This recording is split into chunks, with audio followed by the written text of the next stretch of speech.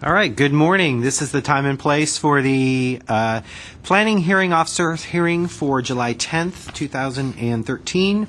My name is Roger Kiesel, and I will be conducting the hearings, or 3 of the 4 hearings today as hearing officer. We have 4 hearings today, and relevant exhibits are posted on the panels located behind me. Findings.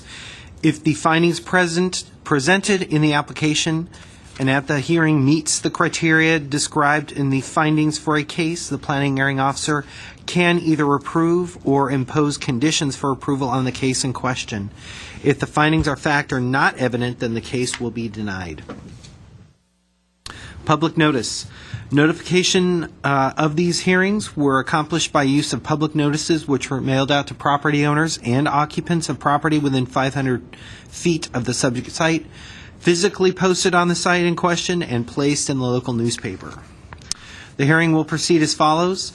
The description of the application or request will be read. Reports and comments received from other city departments and other letters or communications from interested parties will be read. The case planner will make a brief overview of the case, giving analysis and make a recommendation. The applicant will be asked to come forward stating both name and address, and will be asked to present a case within 15-minute limits. Others in the audience who wish to speak will be asked to come forward stating both name and address, and will have 3 minutes, 3-minute time limit. The applicant will then be given the opportunity to make closing comments, if desired, in response to testimony given by preceding speakers with a 5-minute limit. Finally, the hearing will be closed and the case taken under submission, or a decision may be rendered. Decision. After the hearing, the decision will be prepared in writing and will be in the form of a letter sent to the applicant and to all people who responded to the public notice, either by speaking at the hearing or by submitting written responses and have provided their name and mailing address. The date of the decision will be the date appearing on the letter. Appeals. Under the appeal provisions of Title 30, Chapter 30.62, the Glendale Municipal Code, the decision may be appealed to the Planning Commission within 15 calendar days of the decision date, and the notice of appeal shall be filed with the Building and Safety Division located at MSB 101 of this building. Speaker cards. If you wish to speak, please write your name and address on one of the speakers forms that have been provided at the front door and submit it to our planning staff. I would also like to inform everyone that the official proceedings of the planning hearing officer's hearing are recorded on tape as part of the public record. All right, let's go down to cases.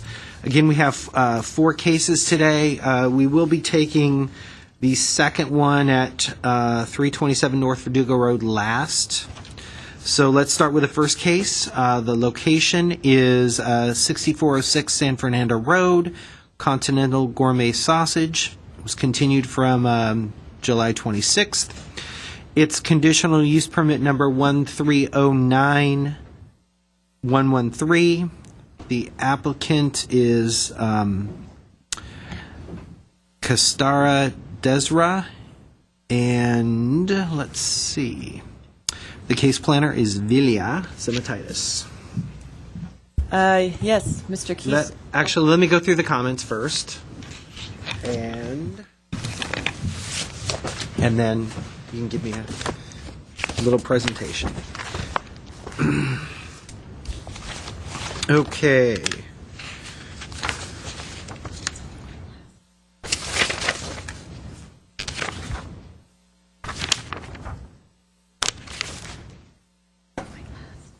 Okay, the police had comments on restricting alcohol sales past 10 p.m., training for the personnel in the sale of alcohol, some restrictions or some suggested positioning of the storage racks.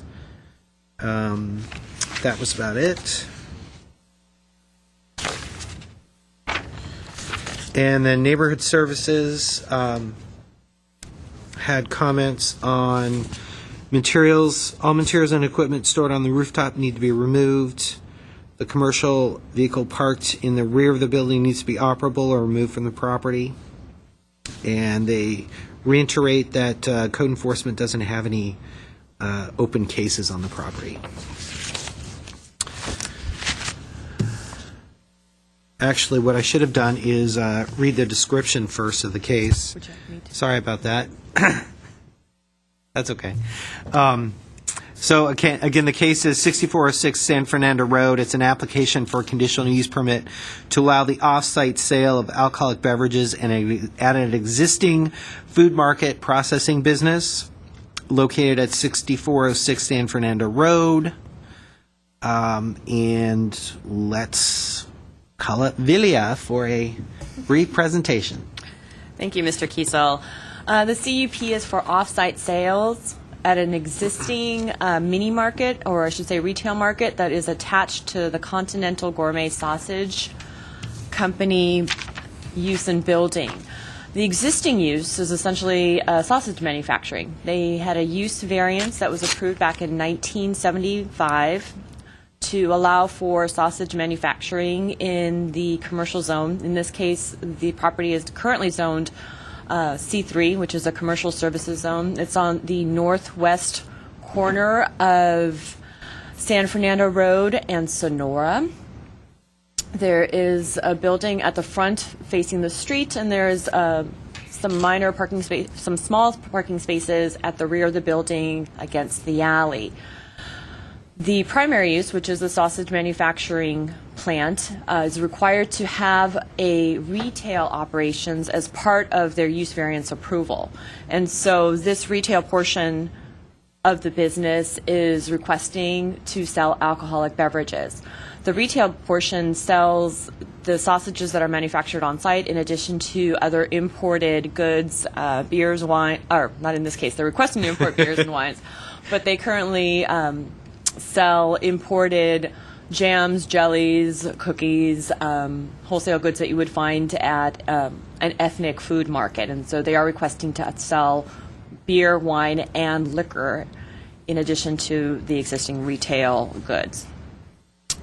In terms of the interdepartmental comments, as you just so stated, the police department does not have any major concerns regarding this particular proposal. There are currently 8 alcoholic beverage sale licenses in the census tract. It is over-concentrated, but again, the police department have no concerns. It's also in a slightly elevated crime statistic area as well, but the police department did not feel that including off-site alcoholic beverage sales to this mini market would impact or further intensify any crime in the area. They submitted several comments and conditions as recommendations for the approval, which were included in the conditions of approval in your packet. The actual application, as described in the detailed staff report, essentially is something that staff is supportive of, and in regards to the actual findings themselves, the sale of alcoholic beverages at the existing retail portion of the long-time meat processing plant will be consistent with the various elements and objectives of the general plan. The proposed alcoholic beverage sales also will not be detrimental to the public health or safety and general welfare of their environment, because this would be an incidental type sale of alcoholic beverages to an existing retail operation for a long-standing sausage manufacturing plant. Stated in the staff report that the use and facilities will not adversely affect or conflict with any adjacent uses or impede the normal development of the surrounding property. Again, they're only adding incidental sales to what is an existing retail market. And last but not least, there are adequate public and private facilities. All utilities are in place. All landscaping is in place. The parking is legal, non-conforming. But because there is no expansion of the existing use, no additional further parking is required. And so staff is supportive of the request to add alcoholic beverage sales. That concludes staff's brief presentation. I'm available to answer any questions you may have, and I know that the applicant, Bill Roche, is in the audience. All right. Why don't you're the applicant? All right. You have 15 minutes to present. Well, I don't think it will take very long, but as Villia stated, we have a retail location. The main purpose of our business is the manufacturing of sausages and other prepared meats. We do it in an ethnic style, and we then sell them through the small retail location in the front of our building. We also sell, along with our products that we manufacture, a lot of imported goods that come from Central Europe, and we would just like to kind of supplement the sale that we're doing, the imported goods sales, with some imported beer, wine, liquor, so that our customers can come in and kind of get some of the products that they don't normally see in a regular supermarket, especially within the area. Okay. Are you going to expand the sales, the retail sales area any? Change? No. We need as much room to do the manufacturing as we can. Okay. And, yeah, we don't have the ability to expand the retail location. Okay, so you're not planning to devote more of the space to retail and less to manufacturing? No, not at all. Okay. Neighborhood Services did have a comment on materials and equipment stored on the rooftop. You want to clarify that? Sure. For me? We purchased the business just about a year and a half ago, and the previous owner has some stainless steel tables, just some large objects that he had placed on the roof. I wasn't aware that it was something that was, illegally stored, and as soon as I get back, we'll get that taken down and stored in a proper area. Okay. And then there's a commercial vehicle in the back of the store. Okay. The commercial vehicle, I don't even believe it runs anymore. We use it as storage. It's a large truck that opens up, and we've got a lot of room in the back. So we use that for dry storage of our processing materials. Okay. That may need to be removed if it's not operable. Okay. All right.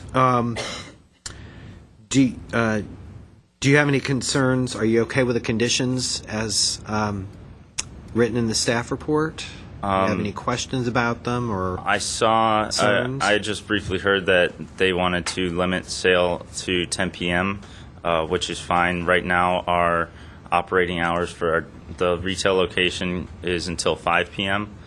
We plan on expanding that to maybe 8 o'clock at the latest, so 10 p.m. is more than fine with us.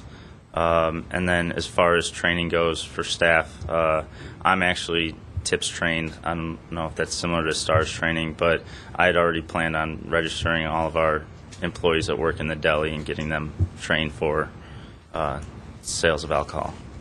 Okay. Very good. I only have one card for this case. Was there anybody else that wanted to speak on this item? Nope. Okay. Do you have anything else to add? I don't believe so. Okay. Great. I will close the public hearing, and we'll render a decision shortly. Okay.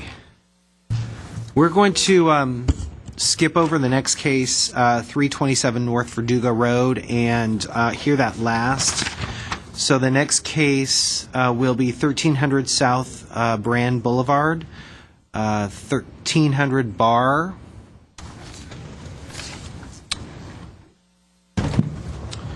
The case number is... Oh, thank you. The case number is 1307155. It is an application for a conditional use permit to allow the on-site sales, service, and consumption of beer and wine at an existing tavern. at 1300 South Brand Boulevard.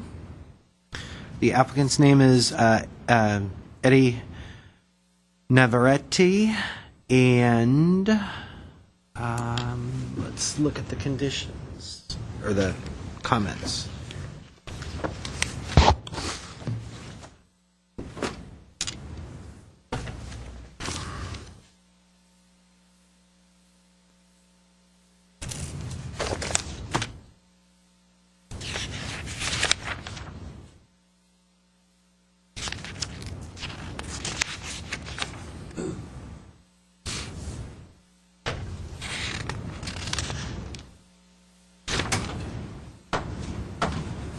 Okay, the police department had fairly standard comments for taverns, including training for employees serving patrons, hours of operation limitations,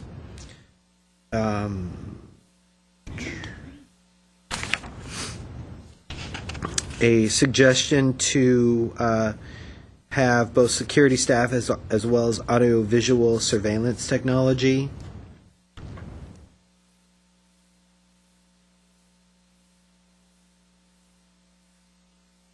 And restrictions on types of entertainment. I guess it also, the comments also noted that there have been some calls for service in the last year.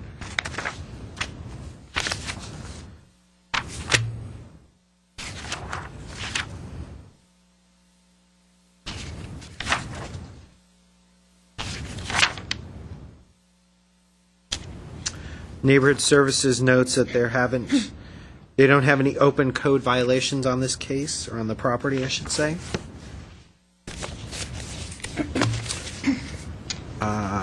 Let's go down to the staff presentation. Ms. Duarte. Thank you, Hearing Officer Kiesel. The property is located on the southeast corner of Brand Boulevard and Cypress Street. There is a 6,000 square foot, two-story brick building on the property, and with a 535 square foot storage area in the rear, which it's currently used for storage. The building currently has 2 occupants on the first floor, one of which is the applicant, the 1300 bar, and then next door is a 24-hour coffee shop. And residential units are located upstairs. The 1300 bar includes a 256 square foot bar with 30 seats and 2 pool tables. The business has a permit for live entertainment. The existing and proposed hours of operation are Monday through Thursday, 3 p.m. to 2 a.m., and Friday through Sunday, 12 p.m. to 2 a.m. Alcoholic beverages have been sold at this location since 1962, at which time a conditional use permit for the sale of alcoholic beverages was not required. The 1300 bar is proposing to operate in the same manner with the addition of wine. They're currently just selling beer. There is no on-site parking for this building, which is legal non-conforming. The comments were received by the police department, as you noted, describing the number of businesses that sell alcohol and the number of crimes. However, they did not submit any objections to this request. And as noted, Neighborhood Services had no open code enforcement cases on the property. Staff believes that the findings, which can be found in the staff report, for the conditional use permit can be made and recommend the request be granted. If you have any questions, I'd be happy to answer them. Okay. Why don't we bring the applicant up, Eddie Navarrete? Hi, how are you? Good morning. Thank you for your time. My name is 15 Eddie. minutes. Great. Thank you. My name is Eddie Navarrete. I'm actually the representative for the applicant who is here, Mr. Lionel Ledesma. He's right behind me. The site, as you mentioned, was a bar that's had existing alcohol entitlements since 1962. Lionel took over the location in 2010. The site, as you know, I'm sure you're familiar with the area, is right in the middle of the automobile car sales area, generally commercial. Lionel's intention with this application is to make incremental changes such he has as already by adding the entitlement of wine in addition to the beer only as it is right now. We're hoping with this application, the approval, that we'll be able to attract wider array of patrons as opposed to people that are only coming there for beer, but more so to come there for beer and for wine. Lionel has extensive experience with alcohol establishments. Before he worked in the past 5 years as head of security at 2 popular Los Angeles nightclubs, and he comes to this site, taking over in 2010 again with the intention of kind of bringing that type of accurate policing and also upgrading to a more suitable and pleasant experience for patrons to come in and enjoy. We also have gotten 5 signatures or letters of support from the people that live upstairs or adjacent to the building, as well as 45 signatures as a letter of on a petition for support to our application. We hope that you'll support our application as well. Okay.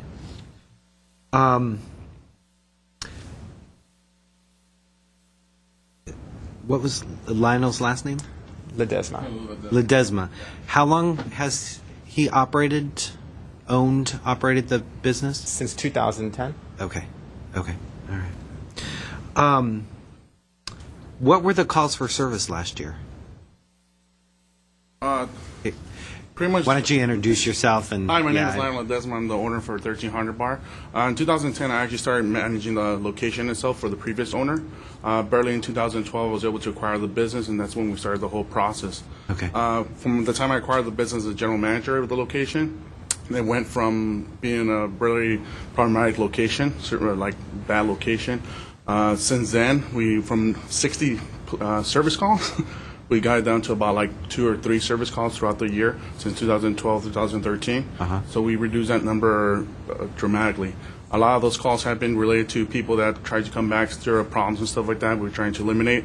I actually created a partnership with the police department and stuff to try to establish, make sure that relationship is the communication. And some of those calls have been related to just people walking by trying to get into the location and don't want to leave. And when I talk to PD, they're like, feel free to call us. We're there to work with you and stuff, but so we work together as a community. And since then, since 2010, 2012, to present time, I've been great communication with PD. There haven't been any other issues and stuff. And I presented.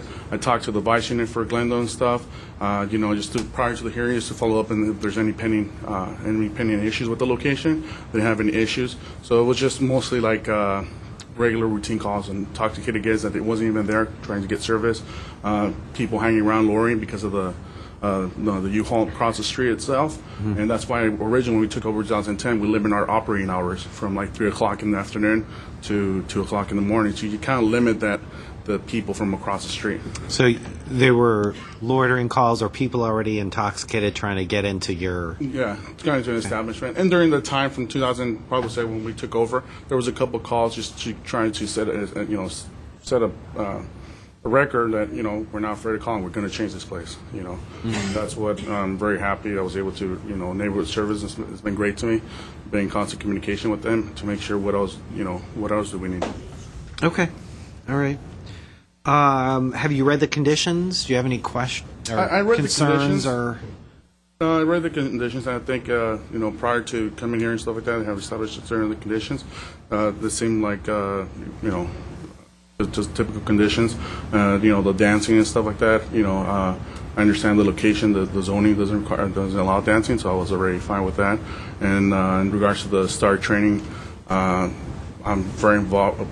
Not too much with the Glendale, but with the LAPD vice unit and stuff, Rampart and Northeast.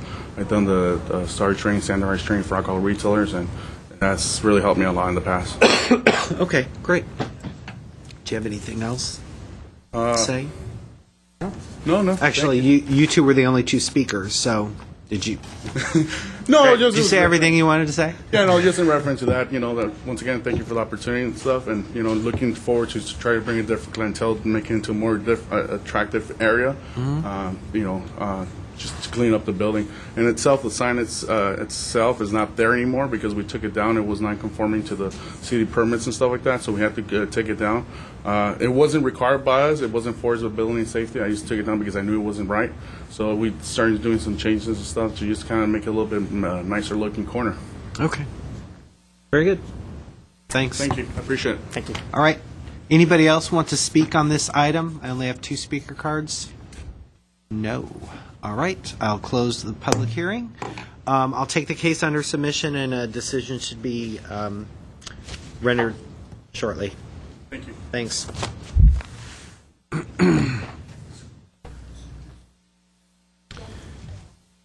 I'm sorry? All right. The next case on the agenda is 1402 West Kenneth Road. The applicant is again Eddie Navarrete. Case number is 1307156.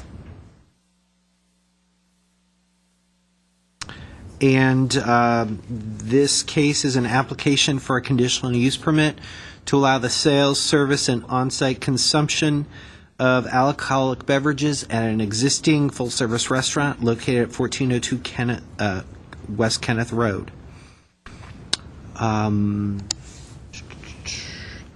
Let me read the comments.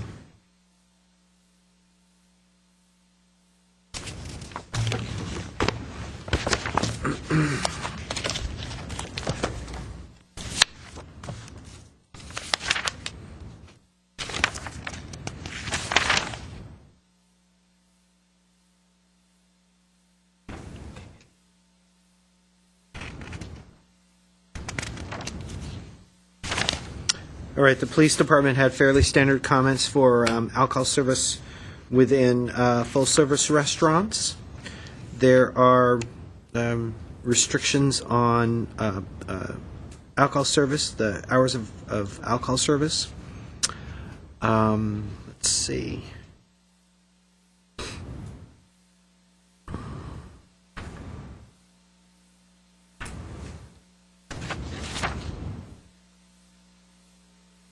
Restrictions on noise and certain types of entertainment. And that was about it.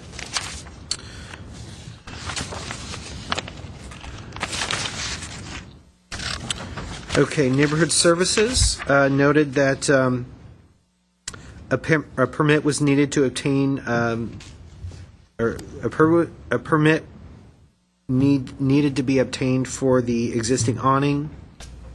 The banner on the awning needs to be removed. A zoning use certificate needs to be posted at the site, and sidewalk dining permit needs to be renewed.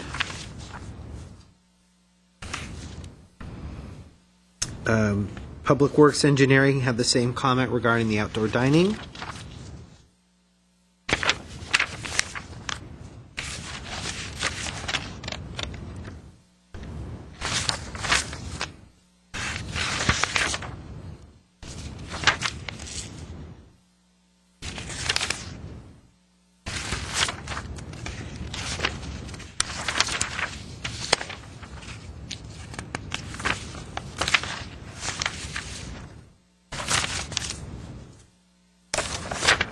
Okay, and those are the only two comments. Only departments commenting. I'll hand the presentation over to the case planner, Rather Duong. Good morning, Mr. Kiesel. As you stated, the case is conditional use permit case number CUP 1307156. Located at 1402 West Kenneth Road. This is for Mi Corazon restaurant. The subject property is located in the C1 zone, which is a neighborhood commercial zone. Essentially, it's a neighborhood-based commercial district. The proposal is an application for conditional use permit to allow the sales, service, and on-site consumption of beer and wine, which is a Type 41 ABC license at an existing full-service restaurant. The restaurant was established on June 28, 2012, a little over a year ago, and this was also when the zoning use certificate was issued. And this is its first CUP request. The subject site is located at the southwest corner of West Kenneth Road and Grandview Avenue within the Kenneth Village Commercial District. Kenneth Village is a low-scale, pedestrian-oriented shopping district located in the northwest portion of the city. The subject site is a corner lot, as you can see on the aerial photograph, and bounded by two major arterial streets that serve the residential communities in this area. Although a full-service restaurant requires more parking than a retail, previously this site was occupied by a retail meat market called Arts Meat Market. Although a full-service restaurant requires more parking than a retail business, the zoning code permits the change of use within this space because it is less than 2,000 square feet. The restaurant occupies a 1,110 square foot space within a one-story building. The restaurant measures about 16 feet wide and 73 feet deep and accommodates a small dining area consisting of a banquet and a handful of 10 two-seat tables as well as some counter seat. There's no bar area and the restaurant does not host happy hours. The request to serve beer and wine would not change the land use classification of this business. It will continue to be a full-service restaurant. And this restaurant is buffered by other commercial establishments on the east, west, north, and south.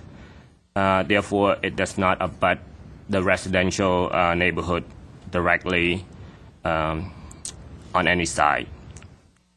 As such, negative impacts to the residents are not anticipated as a result of this request. Mi Corazon is one of only two full-service restaurants within Kenneth Village. The other restaurant is George's Cucina Italiana. As stated by the police department, this restaurant is located in Census Tract 3014. The suggested limit for this census tract when it comes to ABC licenses is 3 for on-site sales. There's currently no on-site sale for this census tract. So this request will be the first for a Type 41 license. And according to the city Part 1 crime statistics, there were 19 crimes reported in this census tract within 2012, and this reflects a 35% below the citywide average of 60. And there were no police call for service to this location last year. So as such, based on the business and the request by the applicant to serve beer and wine in conjunction with food is supportable, and staff recommends approval of this CUP. Thank you. And the applicant is here to answer any questions. Great. Thank you. You ready again? Yes. Okay. Again, good morning. My name is Eddie Navarrete. I am the representative for Mi Corazon Restaurant, family owned by Mr. Jeremy Swan and his wife. Jeremy is behind me in the audience. These guys had moved in as brought up by the investigator in 2012. June 2012 is when they opened their doors. They went through the complete change of use from existing, I believe it was a deli, where they did some sort of cooking there and some sort of sandwiches, but he envisioned more of a full-scale restaurant. The use is described as retail on the ground floor. There's a pharmacy. If you're facing and looking to the left, there's a pharmacy that's been there since probably the 1970s. And then to the right is a grocery store that offers full-scale retail and also some food to go, some sandwiches as well. The site is in a very nice area of Glendale, the Kenneth Road community. As mentioned by the investigator as well, there's the George's Cucina Italiano, which is across the street.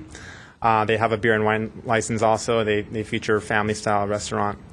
The intention is really, again, to have the availability of beer and wine sales, much like the restaurant that's across the street. They're currently, as mentioned again by the investigator, 3 allowed licenses on site in this census tract and 2 off-site. Currently, there are 0 and 1 currently by the George's, which is across the street. They serve alcohol? George's does. Okay. Yes. Okay. We again hope that this entitlement will be able to secure the long sustainability of this restaurant, and that you guys will support our request. We have read through the conditions. Condition number 16 and number 18 were a little contradictory to our request, and we're hoping that the zoning administrator will show some consideration on those. Condition number 16 has outlined the restriction of any private events.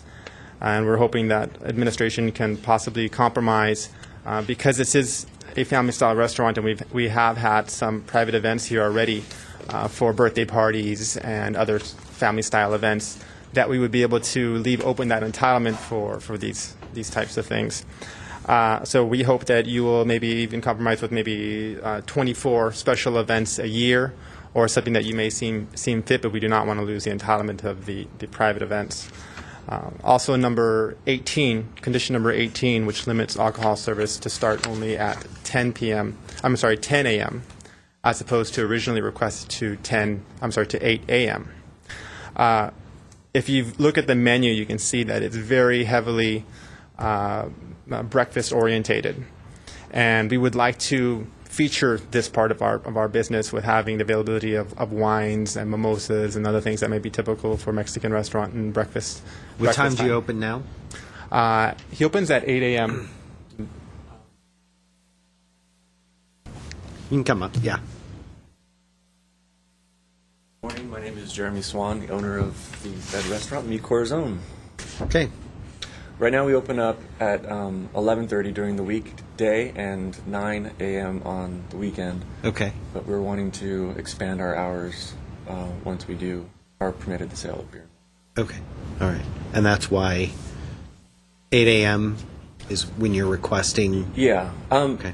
You know, I just wanted to see if that was a possibility, a Saturday and a Sunday to open up early for breakfast, and then, if somebody wants a mimosa or an enchilada in the morning, capable of serving it to them. Okay. All right. Very good.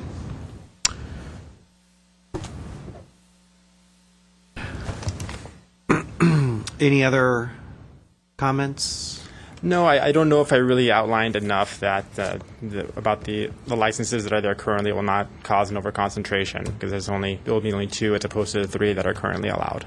Yeah, I was I was surprised that from the staff report I wasn't sure whether George's had the alcohol service or not. It may be in a different census tract. That's why, even though it's in the same neighborhood. Oh, yeah. okay. So Good point. Yeah. Yeah, we were looking at that too. 3015.01 census tract, and there's one that's right there where there's an off-site license just down the street. So they're very close. But last night I was going to the map on the ABC, and that's where I saw that. So maybe I just need to take a look at that again. Maybe it's just the wrong census tract. Okay. And if I may add, Mr. Kiesel, concerning the request by the applicant about condition number 16. Mm-hmm. Our zoning code states, because this is a full-service restaurant, our zoning code states that if one is to host a private event, it may only consume 30% of the serving area. So that's why that condition was placed as part of the approval. Okay. Okay. All right. Anybody else wish to speak? We have the 2 speakers. Anybody else? Sure. I just wanted to mention that I had already cleared everything with the outdoor seating, renewing the permit. Oh, okay. Okay, that one comment? Yes. Okay. That was taken care of with Bill, and he said that whoever processes the paperwork was out of town, but it was going to get done, and he said I can continue normal outdoor seating. Okay. How about And I took the banner down. The banner? Took the banner Okay. down. How about the permit for the awning? I called that gentleman's name. I did call him, but I'm not quite certain because the awning has always been there, and it wraps around our entire building. Okay. Yeah, so I'm not certain what that quite means. And then It wraps around the whole building, or just your... No, there's a green awning that goes, yeah, exactly where you pointed. Okay, so not just your It goes space. under arts, mine, and the pharmacy. Okay. There it is. Yeah, you can see it here. Oh, they're 3. They're 3 Multiple separate. storefronts, yes. Yeah. Okay. So I'm not certain what that concern is, but I guess I can follow up with that. Okay. Maybe I need to Who have you talked to regarding that? I can't remember. Don't remember. Okay. Maybe work with Rather. Okay. Yeah. Sure. and he'll get you to the right And person. then I think the other point on there was the zoning certificate wasn't Right, posted. right, okay. It fell behind this ice machine, that's the whole built-in cabinet thing. Okay. And I haven't dug it out. But I can it might be kind of difficult to dig out, actually. So I'll have to just stop over to 101, I believe, and We can maybe Copy. get a new one. get you a copy. Okay. Yeah. Thank you. Sure. All right. I will close the public hearing, and that concludes my 3 cases. There is one other case at 327 North Verdugo Road that another hearing officer will hear. Thank you. Are we taking a recess? Recess. We're going to take a quick recess.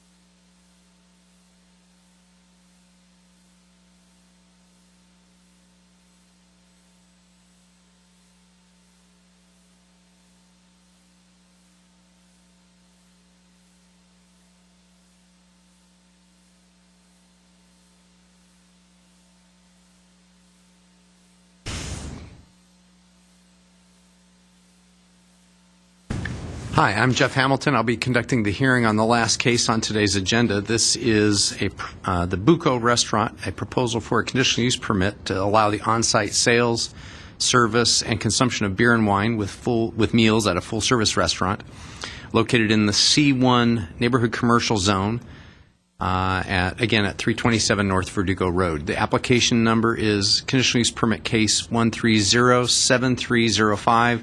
Applicant is Paul Shin. I'm going to review comments from city departments.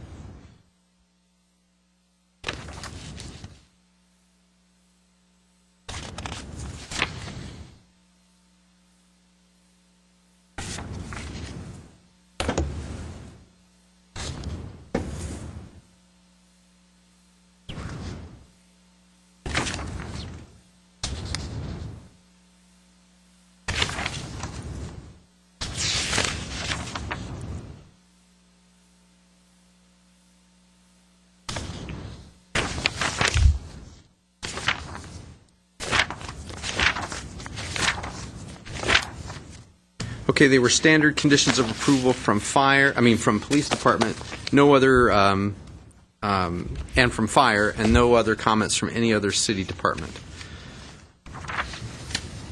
Okay, I'm going to open the public hearing and ask the case planner, Chris Baxter, to give a brief staff report. Yes, Mr. Hamilton. As you noted, the project is located at 327 North Verdugo.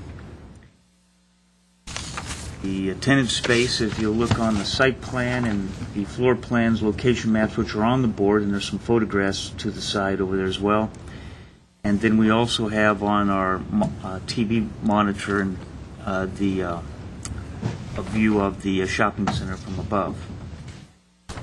It's located within a shopping center, as I mentioned, two different buildings, one up at the corner of Chevy Chase and Verdugo, and the tenant space, so, is located in the L-shaped portion of the building, which is on the southerly property line of that particular property.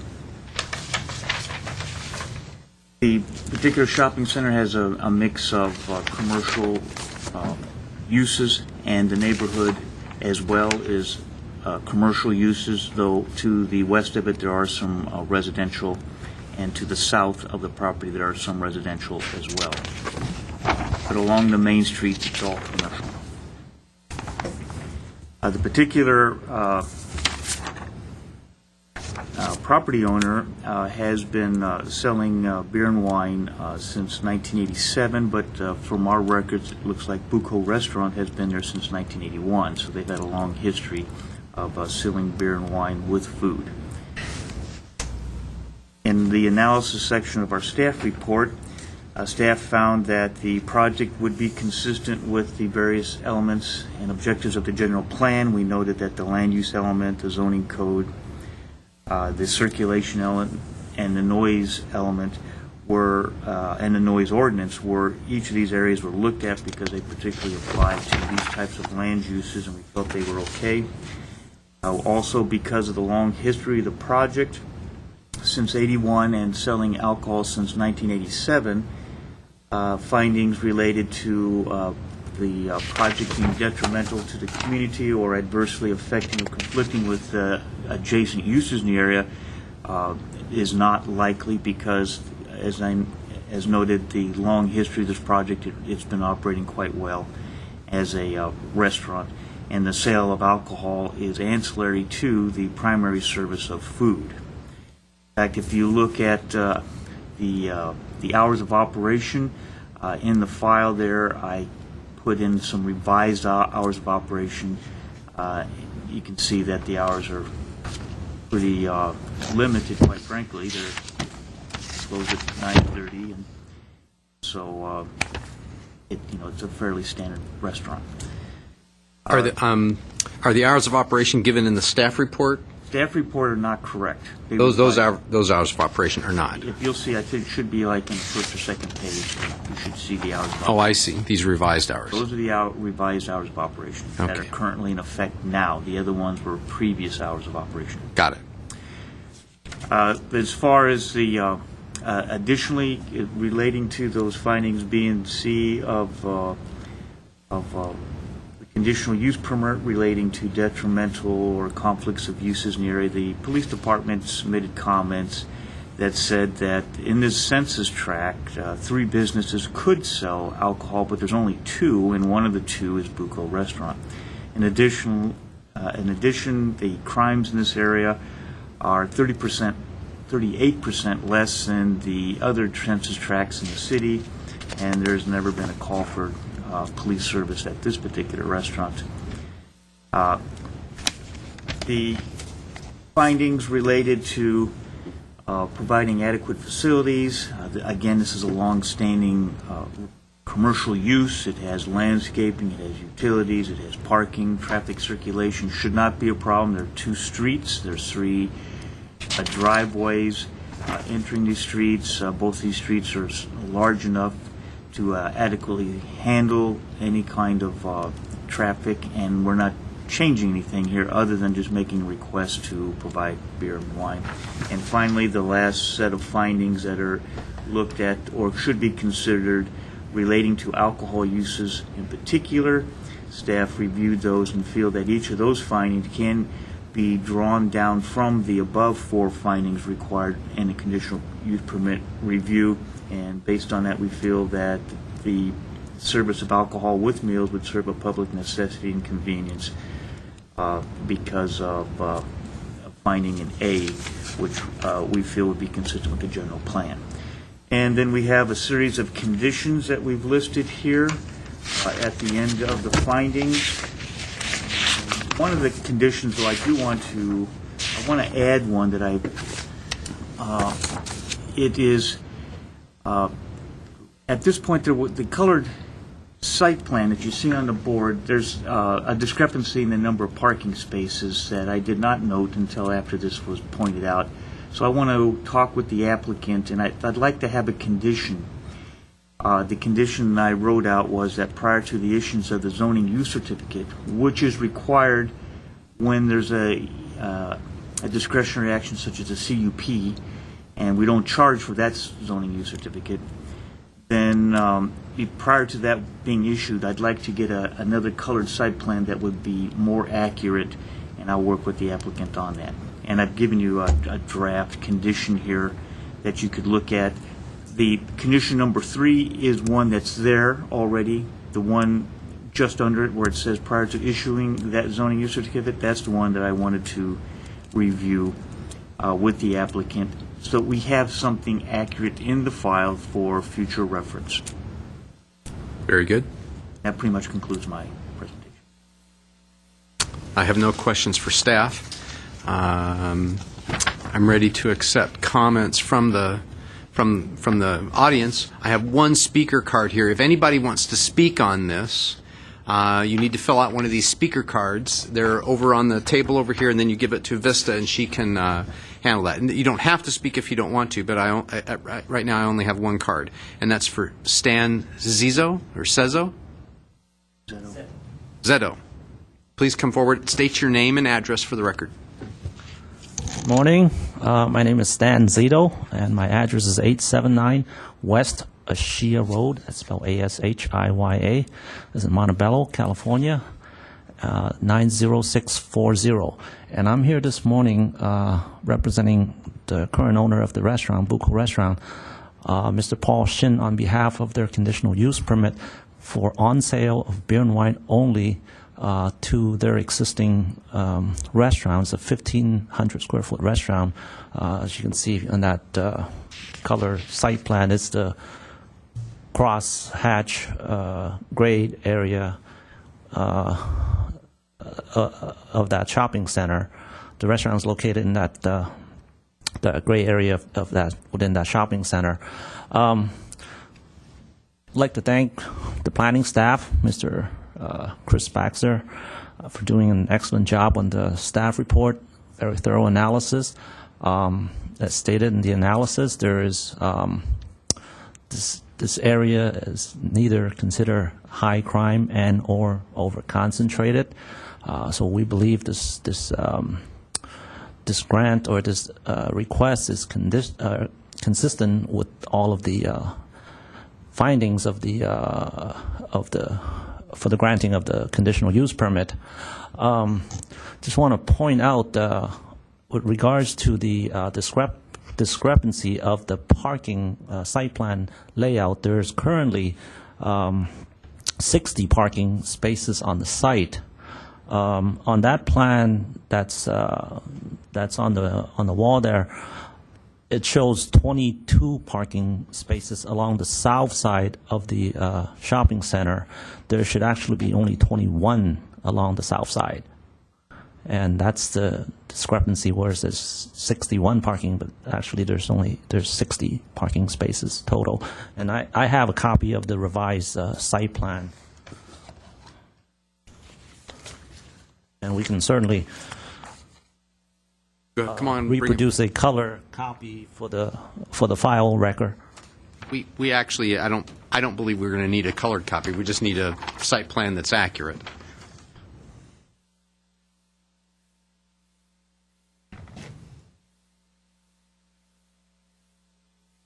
You can go ahead and continue with your comments. Yes. And also on condition number we've read all of the conditions of approval, and as you stated, these are standard conditions, and we have no objection to any of the conditions that's outlined by in the staff report.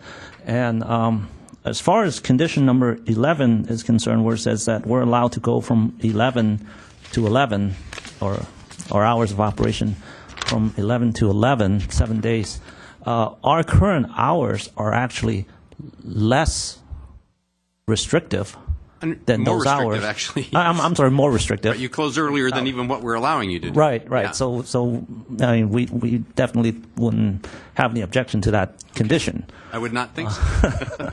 But other than that, that's that's pretty much it. And the restaurant has been there has been selling alcohol, beer and wine, since 1987. And the conditional use permit that was approved in '87, allowed the applicant, the previous owner, Mr. Hisao Nakasawa, to use the conditional use permit for 5 years. Apparently, after the expiration in '92, he was not aware of the expiration date and continued to run the restaurant and selling beer and wine for all this time. And ABC continued to grant their license as long as they pay their annual fee, and then the restaurant basically just changed hands, changed ownership. I think it was last December, and that's when everybody found out, well, wait a minute, the CUP has expired, and it has been expired for 20 years. So that's the reason we're coming before the city to ask the city to grant us this conditional use permit to allow the continued sales of the beer and wine. There's really no change in terms of the operation of the business. Mr. Paul Shin is running the business. It's the same type of restaurant, family restaurant, Japanese-style restaurant, and there's no. As far as the operation is concerned, it's pretty much identical to how Mr. Nakasawa ran the business. And what style restaurant is it? It's Japanese sushi. Basically sushi? Primarily? Primarily sushi. Very good. So I just did a quick count of the revised parking layout, and I count 59 spaces, not 60. It looks like the difference is this plan up here has 6 spaces. There should be 5 there. And there's only 5 on this one. And then you've got, I count 20 along the southerly property line, or southerly side of the parking lot, where you thought there was 21. Yeah, that should be 21. There should be 21 there. There's only 20 shown on the plan. So there should be 21. My question to Chris, do you know if it's 59, is it still going to be okay from a zoning standpoint? Well, that's why I wanted to put that condition for me to do a little research on it, because I don't know. I wanted to look at it. This particular restaurant there's no change of use, so there isn't any demand for parking at this particular use. The restaurant is less than 2,000 square feet, so there is a change in parking. So this is not triggering any parking issue. So really what we're trying to do simply is to document the existing parking arrangement. We're trying to see, there's been a couple of businesses that have come in, and I know one of them required a new handicap parking. And as a result, they probably have lost a space or two over the years. Lost a space or two over the years, and I believe there is actually 2 handicap parking spaces. One, if you look at your plan, on the southerly side, the one that was introduced to you. Well, in fact, that's a good point. If you look up there, the one on the southerly property, side of the property, they have a handicap space introduced there, and I think they removed one at that time for a restaurant, and then on the just north of it, on that detached building, there's the other handicap, and they got rid of one there. So that's something I want to just investigate. Got it. I didn't pick up on that during the processing of it. And if you need to work with Mr. Baxter to create an accurate site plan, you have no objection? No, no. Yeah, there's actually an error on this one as well. There should be 21 along the south side, and there's three existing handicap spaces on the site. It's denoted. There's one along the west side, there's one along the south side, and there's one along the north side. We're in compliance as far as ADA requirements concerned, because we're required to have one handicap space for every 25 spaces. Well, it also looks like potentially there's a handicap space here. Otherwise, why would that be? They didn't designate that as handicap for some reason. Well, in any event, it sounds like this plan still isn't quite representative of what's actually on the ground. Right. So, okay, very good. Did you have anything else you wanted to say in support of your application? No, that's pretty much it. Okay, thank you for your comments. Thank you. Does anybody else wish to speak? Okay, seeing none, I'm going to close this public hearing, and I'm going to approve the request. The decision letter will be coming out today, subject to the conditions listed in the staff report, plus the revised amended condition, Condition 3, which adds the requirement that prior to issuing the new zoning use certificate that you're going to need, you're going to provide staff with, it doesn't have to be, in my opinion, it doesn't have to be a colored site plan, but you need to produce an accurate site plan of at least 11 by 17 in size, not just 8.5 by 11, at least 11 by 17 in size that accurately depicts, to the satisfaction of staff, the existing parking configuration on the property. So with those conditions of approval, then your project is going to be approved. Your request for the permit is going to be approved. I can work on it. Very good. Okay, that concludes today's public meeting. There are no other items on the agenda. Thank you very much for coming today.